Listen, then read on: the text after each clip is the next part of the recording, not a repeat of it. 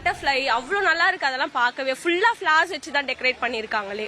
எல்லாமே திரும்புற இடம்லாம் ஃபுல்லா ஃபிளார்ஸ், இங்க அம்பரல்லா இதெல்லாம் பார்க்கவே கியூட்டா நல்லா இருக்கு. ஏன்னா நம்ம வீடியோஸ்ல தான் பார்த்திருக்கோம், வெளியூர்ல தான் இதெல்லாம் நடக்கும், சென்னையில நடக்காதுன்ற மைண்ட் செட்ல தான் நம்ம எல்லாருமே இருப்போம். ஆனா சென்னையில நடக்கும்போது நல்லா இருக்கு பார்க்க, நம்ம சென்னை தான் அப்படின்ற மாதிரி நல்லா சொல்லலான்ற மாதிரி இருக்கு. இப்போ ஃபர்ஸ்ட் டைம் நல்லாவே இருக்கு, ரொம்ப நல்லா இருக்கு, பார்க்க ரொம்ப நல்லா இருக்கு. ஃப்ளவர்ஸ்லாம் புது புது ஃப்ளவர்ஸ் அண்ட் ஆல்சோ அதுக்கு அந்த கியூஆர் கோட்லாம் வச்சு அதை பத்தின இன்ஃபர்மேஷன் எல்லாமே நம்ம ஸ்கேன் பண்ணாலே தெரியுற மாதிரி அது இன்ஃபர்மேட்டிவாகவும் இருக்கு. ஸ்கூல் ஸ்டூடெண்ட்ஸ் எல்லாருக்குமே யூஸ்ஃபுல்லா இருக்கும். ஊட்டி கொடைக்கானல்லாம் பார்த்துருக்கோம். இது நம்ம மெட்ராஸில் பார்க்கும்போது கொஞ்சம் சந்தோஷமா இருக்கு. நாங்கள் போய் ஒரு டூர் மாதிரி எல்லா பசங்களோட எல்லாம் போய் பார்த்துட்டு வருவோம். இது எப்படி இருக்குன்னு பார்த்து ஒரு சந்தோஷமா இருக்குது. பசங்களை அழைச்சிட்டு வருவோம்.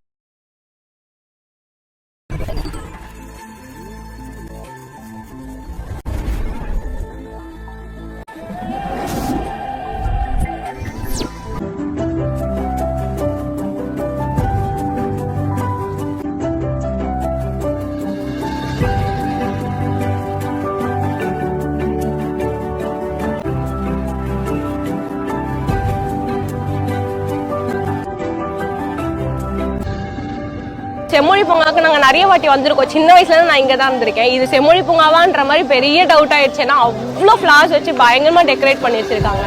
பார்க்கவே சூப்பரா இருக்கு.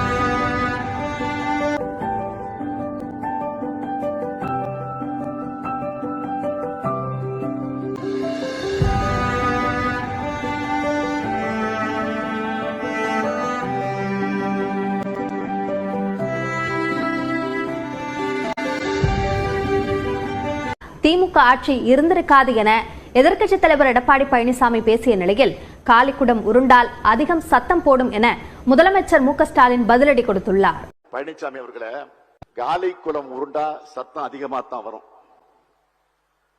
அதே போல நீங்க உருண்டு புரண்டு சத்தம் போட்டாலும் அதுல உண்மை ஒரு துளியும் கிடையாது.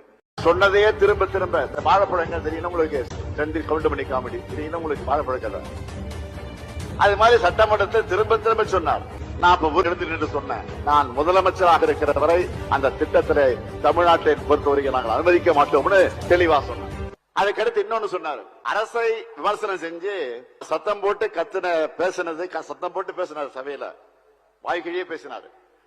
அவைகளெல்லாம் ஒளிபரப்பாக இருந்தா ஆட்சியே கலைஞ்சு போயிருக்குமா, நம்ம ஆட்சி கலைஞ்சிருக்குமா. அவர் சத்தம் போட்டு பேசுனத டிவியில ஒழுங்கா போட்டு இருந்தா இந்த ஆட்சியை கலைஞ்சு போயிருக்கான். நான் அவருக்கு அன்போடு பொறுமையோடு சொல்லுகிறேன், பழனிசாமி அவர்களை பொய் நல்ல குத்தி பொங்கல் வைக்க முடியாது. இப்பவும் கூட சரி, நீங்களும் சரி, மாநிலங்களில் இருக்கிறவங்க எம்பிக்களும் சரி, மாநில உரிமைகளை பறிக்கக்கூடிய ஒன்றிய அரசை பார்த்து ஒரு கேள்வி கூட கேட்க தைரியம் இல்லாம தான் இருக்கீங்க. ஏலம் விட்ட ஒன்றிய அரசை கண்டிக்காம நம்ம அரச குறை சொல்லி பேசினார். சட்டமன்றம் முடிஞ்ச பிறகு பார்த்தா இந்த டங்ஸ்டன் சுரங்க ஏலத்துக்கு காரணமான சட்ட திருத்தத்தை நாடாளுமன்றத்தில் ஆதரிச்சு வாக்களித்தது அதிமுக தான் என்ற செய்தியை நாங்க வெளியில வந்த போது கேள்விப்பட்டோம். உடனே அதையும் அவர் மழுப்ப தொடங்கினார். இப்பவும் கூட சரி, நான் கேட்க விரும்புவது, எங்களை பார்த்து கத்தி பேசுற நீங்க ஒன்றிய அரசை பார்த்து கீச்சு குரலையாவது பேசக்கூடாது துணிச்சல் இல்லையா உங்களுக்கு? இந்த லட்சணத்தில் இருக்கு எதிர்க்கட்சி. நடிகர் ரஜினிகாந்தை திடீரென முன்னாள் முதலமைச்சர் ஓ பன்னீர்செல்வம் சந்தித்து பேசினார். சென்னை போயஸ் கார்டன் இல்லத்தில் சுமார் 1 மணி நேரமாக நடந்த இந்த சந்திப்பில் புத்தாண்டு வாழ்த்துக்களை பகிர்ந்து கொண்டனர். சந்திப்பு குறித்து செய்தியாளர்கள் கேள்வி எழுப்பிய போது மரியாதை நிமித்தமான சந்திப்பு என்றும் அரசியல் குறித்து எதுவும் நாங்கள் பேசவில்லை என்றும் ஓ பன்னீர்செல்வம் தெரிவித்தார்.